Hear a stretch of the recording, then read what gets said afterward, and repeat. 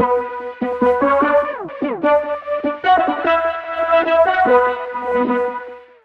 everybody, welcome back to another fantastic edition of the His and Her Money Show, where we make it our business to help you take dominion over your money and your life. Thank you for tuning in to another episode. We know that you can be in a whole lot of other places, listening to a whole lot of other things, but the fact that you're here with us at the His and Her Money Show, we are grateful for that.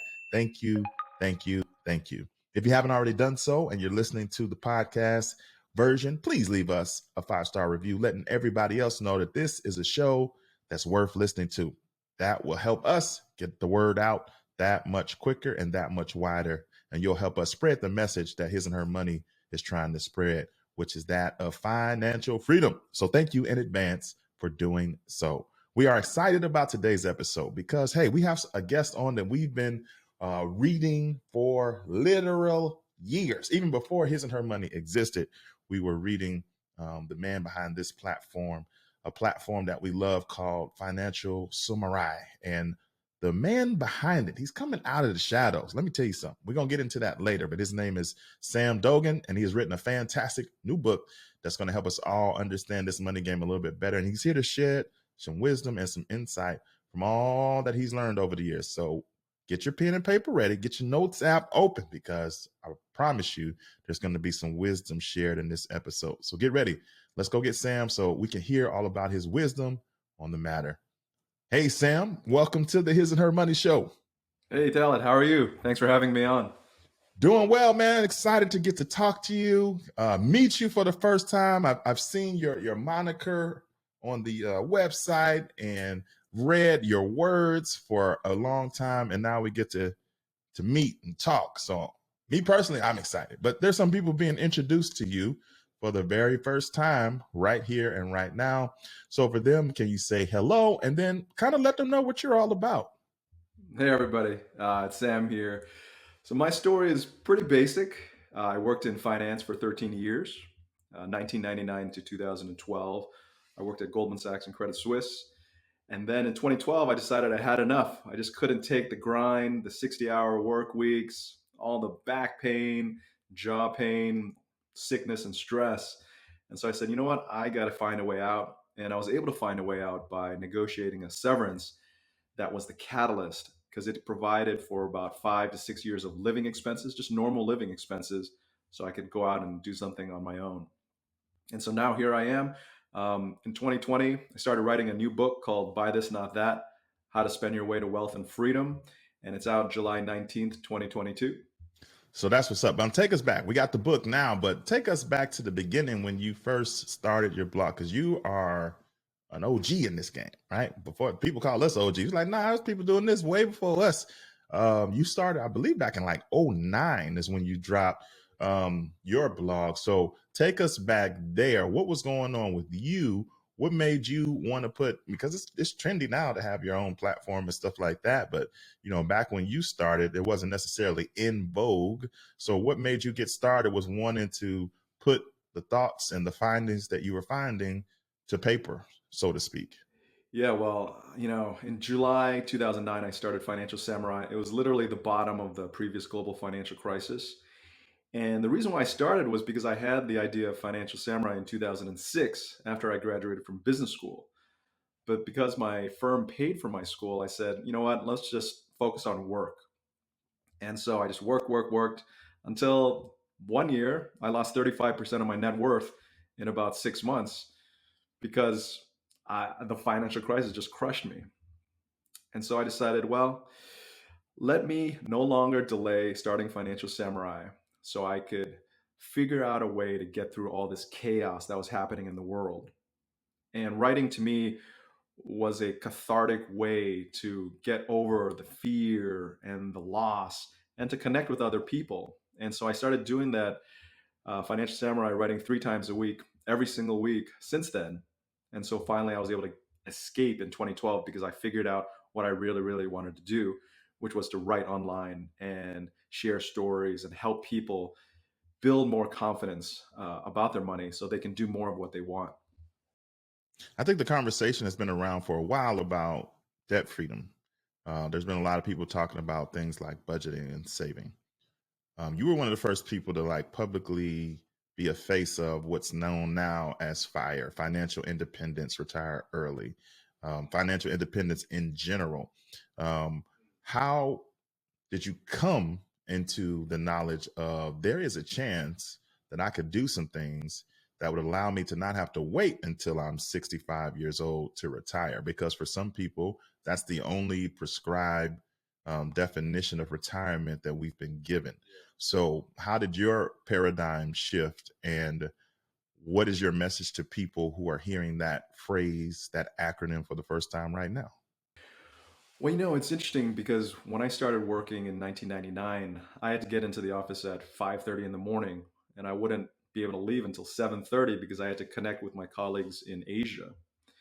And so right then and there, for a guy who dropped calculus in college because the class started at 8 a.m., 5:30 a.m. was like torture. I just couldn't, I just realized from the very first month I couldn't last. And it was super stressful. And so what I realized also was that I needed to find an escape route. And I needed to forecast my misery because for the first month I was thrilled to have that job, right? I landed a job at Goldman Sachs in New York City. It was like winning the lottery. And every single job you get is kind of like winning the lottery because so many people vie for that job. But I knew I couldn't last beyond the age of about 40.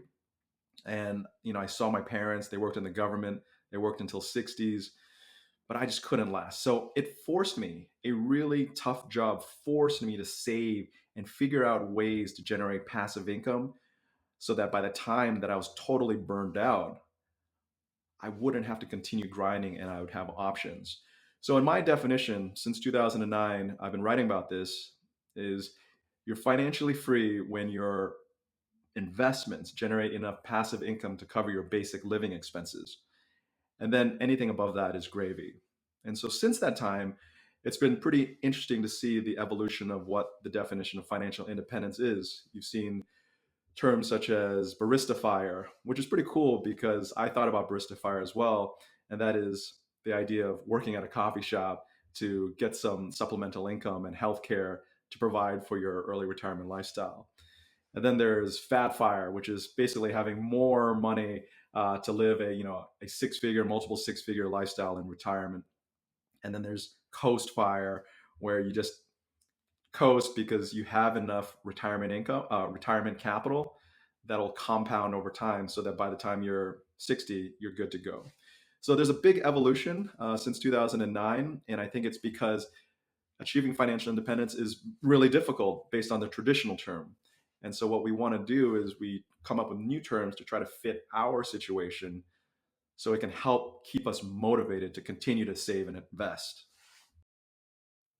You know what? You hear a lot if people like take their first foray into digging into financial independence, financial freedom. At times, it seems like a lot of people telling these stories are engineers, doctors, Wall Street, somebody who had a bigger shovel, so to speak. And some people automatically disqualify themselves. I'm not one of them. I was a teacher when I first started reading about this, but we still were able to do it. Some people automatically disqualify themselves. Well, I don't have that. I don't work for Goldman Sachs.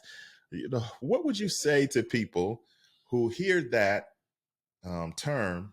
Initial sparks of excitement go off, but then they start to measure, well, I do this and it seems like these people did that, and they start to slowly back out of consideration for their ability to be able to accomplish this. You've been doing this a long time. You've helped, like, I mean, I don't even know how many people come through financial samurai on a regular basis, but I know it's a whole lot. So I know you have a lot of case studies and a lot of insight. What would you say to that person that's tuned in right now to you? Well, I want to say that it's not just for people with higher incomes. It's for everybody. So let's think about a basic concept here. If you have two paychecks every single month, so you get paid every 2 weeks. If you save one of those paychecks, you're saving 50% of your after-tax income. It's hard to do, so most people don't do it in the beginning. But as we get older, we earn more money, we get promoted and paid. And so every single paycheck you save, 50%, let's say over the course of a year, is 1 year of freedom you can buy. So what I want to encourage people to do is think in percentages, not so much absolute dollar values. Because whatever income you make, whether it's 30,000, 50,000, 100,000, or 500,000, you're forced to live within your income boundaries. Otherwise, you end up blowing up your finances by taking on too much consumer debt. Now, obviously, it's easier to save more the more you make, but we all know stories about people who make a lot of money, multi millions, and then they end up wondering where all their money went or they went bankrupt. So really, it's about a mindset. You need to believe that there are trillions of dollars out there in the world, and it is up for anybody to go out there and grab it. You deserve to be rich just as much as anybody else. I've seen so many examples, and so more than 90 million people have come to Financial Samurai since 2009. And I've seen so many examples of people who, I question myself, like, wait, how did you get $100 million severance package for blowing up the company, and it's down 70%? Why do you get paid? And I see people, let's say, who play in the NBA, and they didn't play for 3 years out of 4 years because they wanted to sit out. And I'm like, and you still got paid $40 million a year? My point is, there's a lot of money out there, and you got to believe you deserve to be rich as well.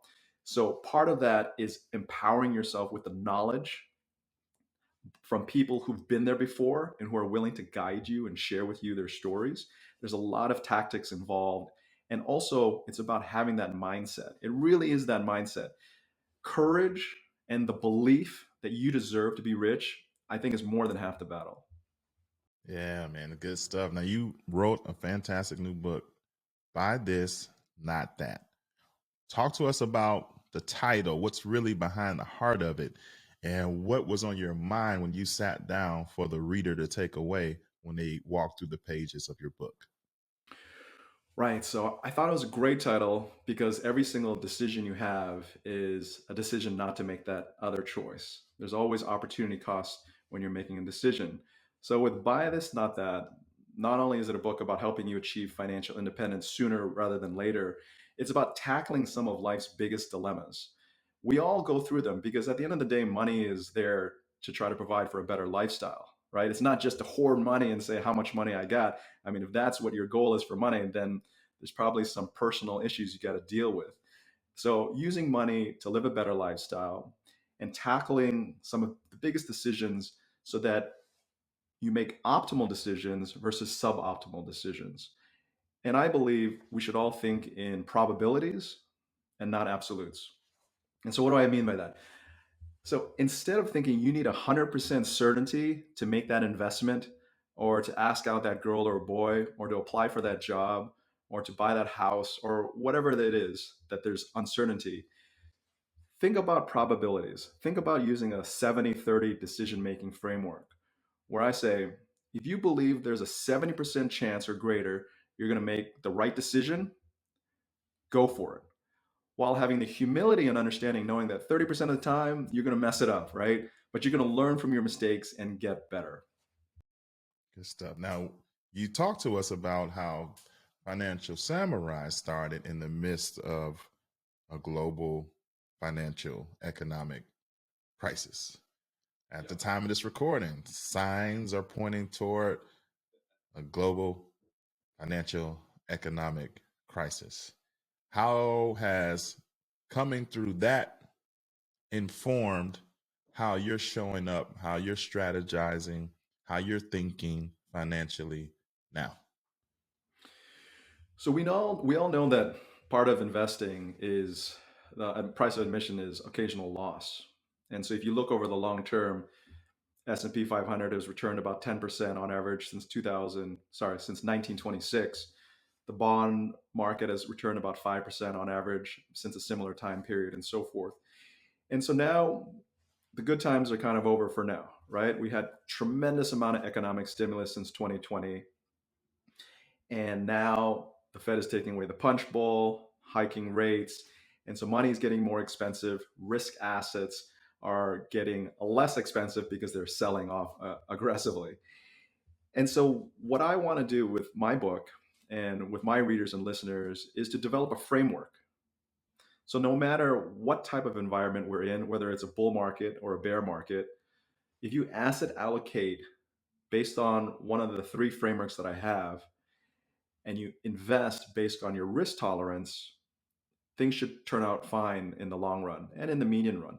In the short run, it's uncontrollable. But the key is to stay the course and believe in the long run and believe in your system. So if you're a basketball fan, like the Philadelphia 76ers say, trust in the process. The idea is to trust in the process with the frameworks that I've provided, because over the long run, things will work out well. Yeah, good stuff. Now, where would you want somebody to begin this journey? Um, they may have done this or that. They may dabbled in budgeting. They may have dabbled in investing. They may have a little bit of savings, and they're just wondering. They may have on their heart like, I'm ready to finally get a hold of my finance. I'm ready to really grab a hold and move this generation that I'm in to a place that my family hasn't seen before from a financial standpoint.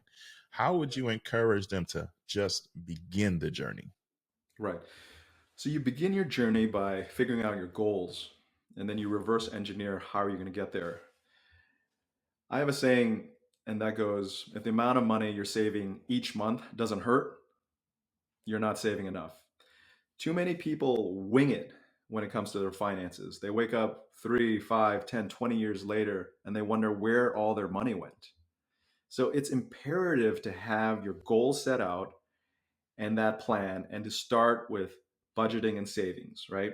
If you can get your budgeting and savings down pat, then it frees up your time to take the offense. So budgeting and savings is defense. You need to get that down pat, and that's a default setting for people who are achieving financial independence. So you know where your expenses are going. You're trying to save as much as possible. My recommendation is to max out your tax advantaged retirement accounts and then try to save at least 20% after contributing to your tax advantage accounts and after taxes. Because if you want financial independence, you really need to build that taxable portfolio, because the tax advantage portfolio can't really be touched usually until 59 and a half. Or if you use the rule of 55, you can touch it sooner. So it's really getting that foundation right of defense, right? Because so long as your defense is good, then you can play offense. And playing offense is about investing wisely, asset allocating based on your risk tolerance, raising your day job income because you're your biggest moneymaker, and building alternative income streams outside of work. It's very a long journey and it's complicated, but that's how you got to start. And the key is that it's a journey. It's not, it's not, I snap my fingers and all these things are in place. It's putting one brick at a time in place, making sure it's solid, making sure it's sealed, and then moving on to the next brick. Correct? Correct. And just listening to your podcast and being surrounded by other people talking about building wealth, getting paid, promoted, investing, that is really important, because even though the topic we're discussing might not be relevant to you, because we're all different ages, we all have different goals, just hearing it kind of perks you up and makes you pay attention more. You're like, oh, well, let me check my investments, or oh, how much did I spend yesterday or this week? So just being around people who want to achieve what you want to achieve is really valuable. I like the three definitions or examples of three types of financial independence that you gave. I had only heard of one of them. I had heard of Fat Fire. That's the only one I heard of out of the three that you gave. But you said Barista Fire and Coast Fire. Now, it's part of figuring out where you want to be on the spectrum, a part of the goal setting process, right?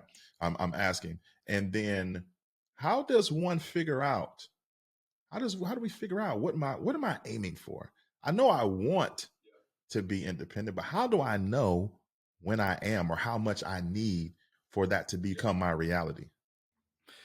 So the easiest way to do it is you calculate your basic living expenses, total that up monthly, yearly, and then you calculate some nice living expenses, the good life. And then you can calculate the blue sky, amazing baller life, right? And then you get that number and then you divide it by a reasonable rate of return, 4%, 5%, 6%. That amount will be the capital you need to get to where you want to go, to get to that financial independence number.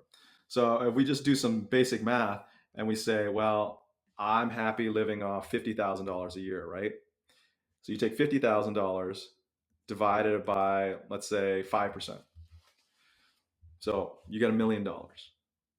That's your goal, $1 million. Now, obviously, things are going to change. Return metrics are going to change. The economic environment, the risk-free rate will change. But that is basically the simple goal to have. And it's a lot of debate on what is that right capital amount to accumulate and what is that right return. So you're going to have to figure out yourself. And there's a lot of levers to push as well. It's not like, okay, I want to live off $50,000 a year. So I need to make $1 million, or not make, accumulate $1 million that can generate $50,000 a year. You might feel at that time, you're like, well, actually, it was a little too light, or actually, it was a little too much. And you can also do a lot of things such as earn side income, supplemental retirement income to help, boost your lifestyle.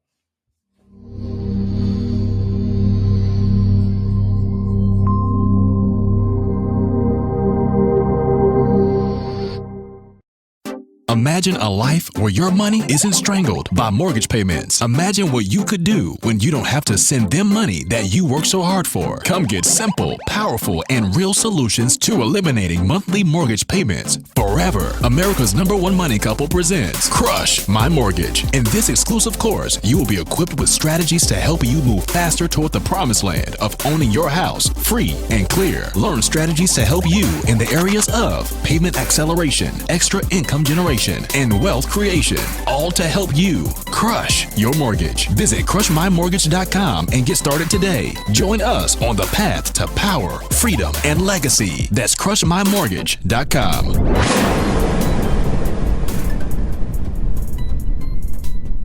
And then one of the things you talked about was the investing thing, because you can't save your way to financial freedom. You can't savings account your way to fire. So we have to invest. And you said that step one, we should do our best to max out the tax advantage types of investments. So that would be your 401ks, traditional at work, or 403b or TSP, depending on the type of organization that you work for. And then we should move towards taxable accounts. So when you say taxable, you're talking about the just straight brokerage accounts at your Vanguards or Fidelities, or and so we should have a chunk in both arenas. Is that what you're telling us? So that's exactly what I'm saying. Take advantage of your tax advantaged accounts, because taxes are your biggest drag, right? It pulls you down on your path to financial independence. So the more money you can allocate towards your tax advantage accounts, like your 401k, it's tax free going in. You got to pay going out. Your Roth IRA, you pay taxes up front, but hopefully you're on at a lower marginal income tax rate, and then it compounds over time. Take full advantage, because it really will help compound over time. And the other thing is, it depends on when you want to give up on work, when you're going to be sick of doing your day job, right? So if you have found the perfect day job that you can work until 60, you can feel free to just max out your tax advantage accounts. And when you're 65, 66, you can get Social Security, draw from your tax advantage accounts, you're good to go. But if you are in this crazy job you don't like, you want to do something else, then you got to raise up your saving rate, max out your tax advantage accounts, and save and invest as much as possible in your taxable accounts. So I talk about in my book to have a goal, a ratio of a taxable portfolio. It's not just your brokerage accounts too. It's your rental properties, your private investments, your crypto, even whatever it is, to have a ratio of about 3-to-1. So in other words, your taxable accounts are 3 times greater than your tax advantage accounts. And so a lot of people think just to go to the tax advantage accounts, and then they don't think about the taxable. But it's the taxable investments that are going to provide you that passive income to survive if you want to leave well before 59 and a half. Right. Okay. So that's the demarcation line, because the tax advantage accounts are earmarked for retirement. So if you touch them before 59 and a half, then you're looking at a penalty. And if you, on conversely, put the 3-to-1 ratio, so you got 3 times as much in your taxable types of investments, you pay taxes, but you can grab it, you can live off of it. You can utilize it. Yeah. And so that's the thing. You've got to figure out, you got to forecast your misery and figure out when it is you're no longer going to enjoy your job. Or maybe it's your health. Your health might not last for 20 years after high school or college. You know yourself the best. And so you've got to figure out that balance. Now, 3 times is kind of the ultimate goal. So, don't feel, like, oh, you got to get there immediately. It's just a journey, it's your goal. But once you start getting to like a 1-to-1 ratio, you can kind of recognize, okay, you have more choices. And what I also discovered is that once you get to about a $250,000 to $300,000 in investments, that's also when you start realizing, oh, there's that freedom. I could walk away if I want to. You get that taste. And the reason why at 250,000 to 300,000 is important is because if you take the historical return of 10% for the S&P 500 and multiply it by 25,000 to multiply it by 250,000 to 300,000, you get 25,000 to 30,000, right? And I think most people can live off 25 to $30,000 a year as an individual.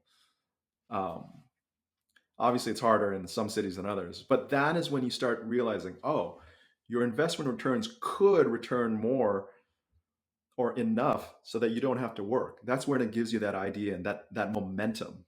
Now, as you were on this journey and you were putting your bricks in place, for you, what categories did you enter into when it came to investing? Was it just the stock market, or did you also do some entrepreneurship stuff? Did you also do some real estate stuff? Like, how did your progression look? So I worked in equities and investment banking. So my compensation, my promotion was all tied to the stock market. And so what I did was every other paycheck and 90 plus percent of my year end bonus, I would diversify into anything but equities. So I invested a lot of it in real estate. So right now, about 50% of my passive income and my net worth is in real estate. And I think for the average person, real estate is something that should be a great focus. And why is that? Because we all need somewhere to live. It's understandable, right? You know what you're going to get. It produces shelter, it produces rental income, and it's not going to disappear by 50% of its value overnight like a stock. So, what I recommend many people focus on is getting neutral real estate. Neutral real estate means just buying your primary residence. So, you go up and down with the market. You got to live somewhere. You're not really profiting from real estate, but you're not negative real estate by renting. Sooner or later, you need to figure out where you want to live, what job you want to take, and hopefully that's by the age of about 30, 35. And so the idea is if you get neutral real estate, hopefully you'll benefit due to inflation and the long-term returns of real estate, which are like 3 to 4% over 3 to 4% a year, excluding leverage. You live in it, you enjoy it. 3 to 5 to 10 years later, you rent it out. And then you buy another place. You live in it for 3 to 10 years, you rent it out again. So by the time you're 40, 50, 60, you have a nice real estate portfolio that can help pay for your living expenses. Now, obviously, along the way, you can invest in stocks. So about 30% of my net worth is in stocks. 20% of the 30%, 20 or 30 is in dividend paying stocks. And the other 10%, so 10% of my net worth is in growth stocks, which have gotten crushed in 2022. But I've held those growth stocks for over a decade. They've done well. And then the rest of my net worth is in private investments, private real estate funds, private equity, venture debt. And then something I encourage everybody to do based on what they believe in is create something of their own. So when we all start working, we're leveraging off the reputation and organization of our firms, right? Did I do a good job because I'm a good worker or because Goldman Sachs has been around for a while and has a good reputation? I think the answer for most people is the firm is what carries you forward. But if you have an entrepreneurial nature, as you do, and perhaps many other people do, and maybe all of us do, because when we were kids, think about all the creative things we used to do, right? Art, science, paper mache, whatever. So if you are creative and you want to bet on yourself after you've gained enough knowledge, you can go and build your own business, and that can be a great source of income and wealth as well. So now that you successfully went on a journey, got yourself free, you were able to jump, and you've been able to be work optional, as they say. Are you still actively putting money into the various forms of investing? Are you still putting money into the stock? Are you still looking for rental properties? And are you still investing in on and on and on? Absolutely. So what I've done is I just don't believe good things last forever. It's just kind of the way things are, you know. Great things are great one day. It's just like raising children. You've got a great day one day, and then the other day they're like terrors, and you're like, oh, what happened to the yesterday? And so I know that I'm really lucky to start Financial Samurai, and it generates a livable income stream. So my idea has been to take that, what I think is called funny money. It's just bonus money, right? Because I would write anyway for free. It doesn't really matter. Um, and I take that and reinvest that capital, that income, into passive income generating investments, which I think will last far longer than my own energy and my own solopreneur business. So I invested in a 50% to real estate, 30% to dividend paying stocks, and then like 15% to private investments. And I've been doing this for a long time. And the idea is, look, publishing 3 times a week on Financial Samurai for 13 years is fun, but it's tiring, and I don't know how long it's going to last. So for me, I just want to shift a higher and higher percentage to truly passive income because eventually the good times will end. And since you're still actively investing, how has the current way of the world, I don't know, altered your approach? We're in a bear market. The real estate prices are through the roof. People are getting $50,000, $100,000 over asking. So how do all these things? Inflation's crazy, interest rates going up. When with all these factors, like what goes into your acquisition of more stocks, your acquisition of more real estate? How do these new factors factor into your decision making? Well, I think about the long term, but my long term is getting shorter as I get older. I'm 45 years old now. And so as my long term gets shorter, um, my risk tolerance declines, right? Because I can't take as much risk in terms of the growth stocks that are highly volatile. And so the way I look at it is I look at my goals.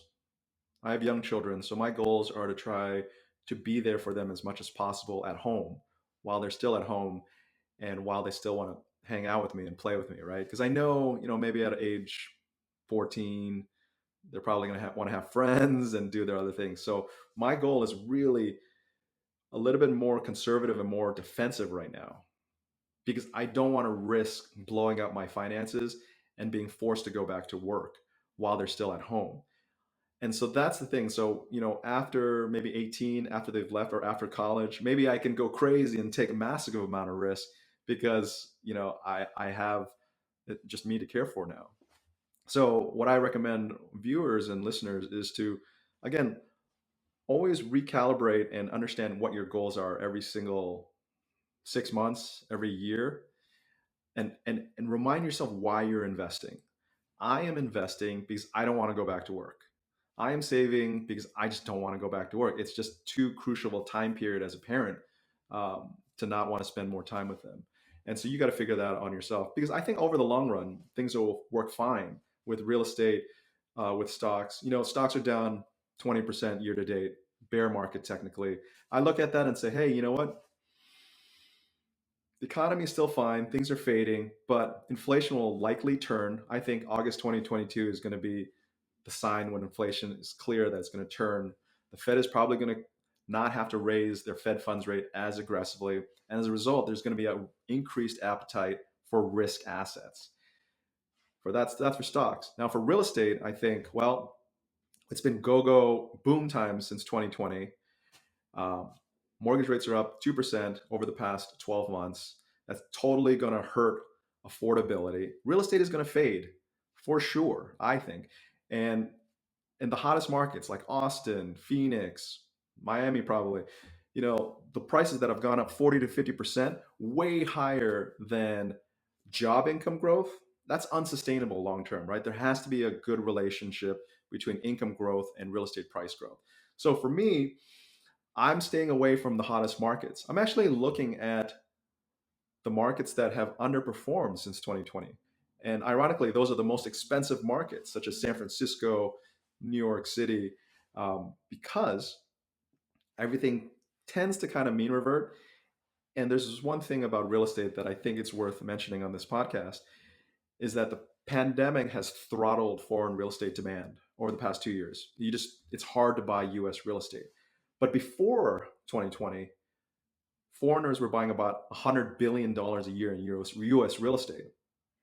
And so as the pandemic fades and becomes more normalized, I expect over $250 billion in pent-up demand from foreigners of US real estate. And I think that capital is going to first start on the coasts and slowly work itself in. So one of the things I think real estate investors should know is the pandemic has throttled foreign demand of US real estate since 2020. It's really been hard to buy US real estate. And before the pandemic, about $100 billion of demand was coming from foreigners to buy US real estate. So what does that mean? Once the pandemic starts becoming normalized, receding, once the markets start opening up to foreigners, we're going to see about 250 billion or more actually of foreign demand for US real estate. First, starting on the coasts, Asian investors will look on the coast like California, Washington. European and Russian money, they're going to look at New York, Boston, and Florida and down the coasts. And it's going to slowly go inward. And one of the things we should also realize is how good we have it here in the United States. Since 2020, at least, we've had the most amount of vaccine rollouts. We've had the least corrupt government, even though everybody likes to complain about politicians. And we've had one of the top performing stock markets in the world. So if you're a foreigner who watches US TV, US movies, or just pays attention to the markets in general, you're going to say, wow, the United States has really outperformed. I want to allocate more of my capital to US assets. And I think this is something that's really going to be quite apparent over the next 12 to 24 months. So does that mean that for us that want to get into real estate investing, there's going to be more competition because it's not just people in the US vying for property, but now people outside the US as well? So I think the world is getting smaller, right? Technology, the fluidity of capital can basically go where the returns are the greatest. And so the logical conclusion is that since 2020, the United States has been a big outperformer.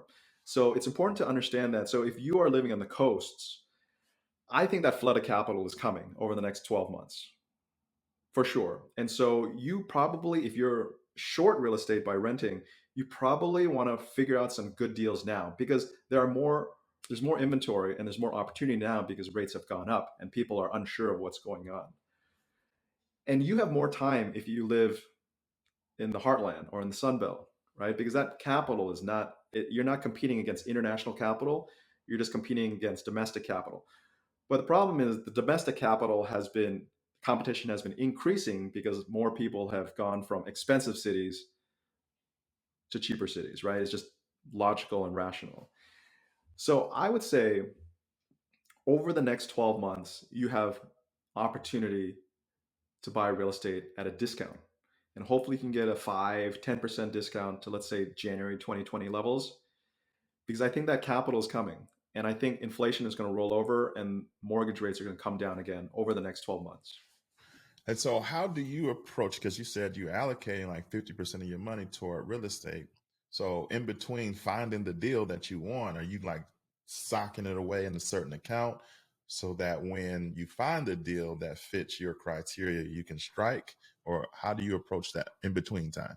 So I followed my path of buying my primary residence as soon as I could and realized that I wanted to stay in San Francisco. That was at 26. And I've been buying new property every 3 to 5 years and then renting it out. But I realized that there's eventually a number where you no longer want to own more rental property, even with a property manager, because there's issues that come up. You've got to manage your tenants. You have to manage a leaky pipe or a leaky window. And so after about after about three or four, I just didn't want to own physical real estate anymore.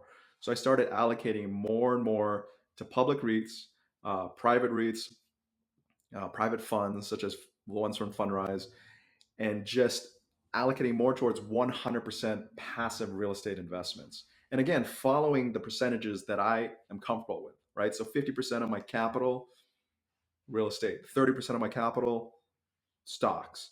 And it changes a little bit over time, right? So with the stock market down 22% and real estate outperforming tremendously in 2022, I'm moving more of that capital towards equities, to stocks, and a little bit less towards real estate because there's been so much outperformance with real estate that I think there's going to be always kind of this mean reversion. Now, the bad news is that you've been giving us a lot of high level thinking to do as a result of this episode. But the good news is you've written a book to help us navigate it and go deep on each topic. And it's called Buy This, Not That. So talk a little bit more about what people will find inside the pages of this book, and also where they can get a copy so they can start digging into it and start building their roadmap as well. Well, you can get a copy anywhere you buy books: Amazon, Barnes and Nobles, your independent local bookstore. So I really appreciate all of your support. So before I wrote the book, I read a lot of finance books ever since high school. And I wanted to understand what made a good book good and a good book not so good. And one of the things is a lot of the books have high level discussion. You know, debt is bad, investing is good, invest in the long run. But what I wanted to do was really break it down for you by age. How should you allocate your capital based on your risk tolerance and your age and your goals? So in the book, you'll see frameworks there by age: net worth, asset allocation, target net worths, return metrics. It's a really tactical book where it's not just talk, it just doesn't talk about big concepts. It gives you the permission to follow a decision. And that's why it's buy this or not, buy this, not that. It gives you some reasoning and logic as to why I think with a 70% probability or greater, you should send your kid to public school. Or if you have this type of money, you should send them to private school. Or why you should invest in dividend stocks over growth stocks. It's really specific. And that is the reason why I'm so happy and proud of this book, because you're going to read it and you say, okay, this is actually what is recommended. And you're going to follow it based on your beliefs that my reasoning is logical, or you're not. And the good thing is you can read it with a friend or a loved one and discuss your argument over a drink or a meal and argue out your argument. That's one of the best ways to learn and make sure there's no blind spot that you're not aware of. Because the book is also not only based off first-hand experience, it's about the perspectives of millions and millions of people who've come to Financial Samurai. And I've shared that so you can be more aware to make more optimal decisions. Awesome. We'll be sure to have a link to Sam's new book in the show notes of this episode. Also, people are going to definitely want to check you out along the way as they continue to grow in this area. So tell them about your website and where they can find you, even on social media. So you can just come to financialsamurai.com. And if you have a topic that you're wondering about, type in the topic in your search engine and then add Financial Samurai. And I would say 98% probability I will have written and talked about that subject matter. And if you want some more discussion or more insights, you can just leave a comment, because I can see all comments from all 2,500 plus articles that have been written since 2009 every single day. And on social, I'm not really active on social. I'm trying to focus on my kids and Financial Samurai. but you can find me on Twitter at Financial Samurai without the I, because it ran out of characters. Awesome. We'll be sure to have everything linked up. Sam, can't say thank you enough for sharing your insight and your wisdom with us and in your new book, Buy This, Not That. Thank you for stopping by the His and Her Money Show and giving us all this wisdom today.